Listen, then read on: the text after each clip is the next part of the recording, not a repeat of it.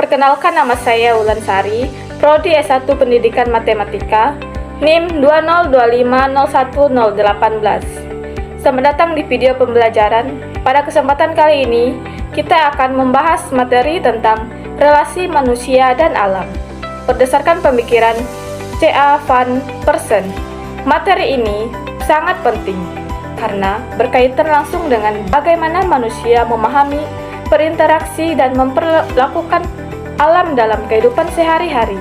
Pertama-tama, kita perlu memahami bahwa hubungan manusia dengan alam tidak selalu sama dari waktu ke waktu. Seiring perkembangan kebudayaan, cara manusia memandang alam juga mengalami perubahan. C.A. van Persson membagi perkembangan tersebut ke dalam 3 tahap utama, yaitu tahap mitis, tahap ontologis, dan tahap fungsional. Kita mulai dari tahap yang pertama, yaitu tahap mitis. Pada tahap ini, manusia memahami alam melalui mitos cerita dan kepercayaan. Alam dianggap memiliki kekuatan gaib dan sakral. Misalnya, gunung, sungai, dan hutan dipercaya memiliki roh atau kekuatan tertentu. Dalam tahap ini, manusia belum mampu membedakan secara jelas antara dirinya dengan alam. Manusia merasa dirinya adalah bagian dari alam dan sangat bergantung padanya. Segala sesuatu yang terjadi di alam sering dikaitkan dengan kekuatan supranatural. Oleh karena itu, manusia cenderung bersikap pasrah dan tunduk terhadap alam. Selanjutnya, kita masuk ke tahap ontologis. Pada tahap ini, manusia mulai menggunakan akal dan berpikir secara rasional.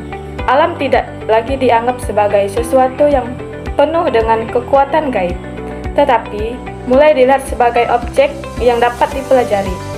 Manusia mulai mencari penjelasan logis tentang fenomena alam. Ilmu pengetahuan mulai berkembang pada tahap ini.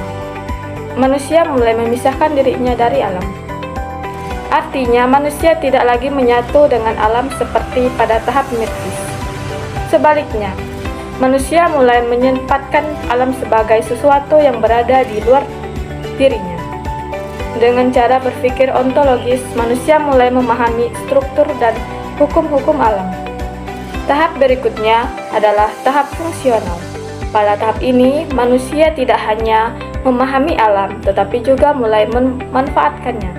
Alam dipandang sebagai sumber daya yang dapat digunakan untuk memenuhi kebutuhan hidup manusia.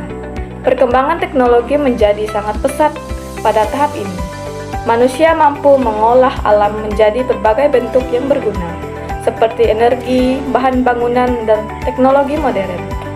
Namun, di balik kemajuan tersebut, muncul masalah baru. Pemanfaatan alam yang berlebihan dapat menyebabkan kerusakan lingkungan. Contohnya adalah pencemaran, deforestasi, dan perubahan iklim.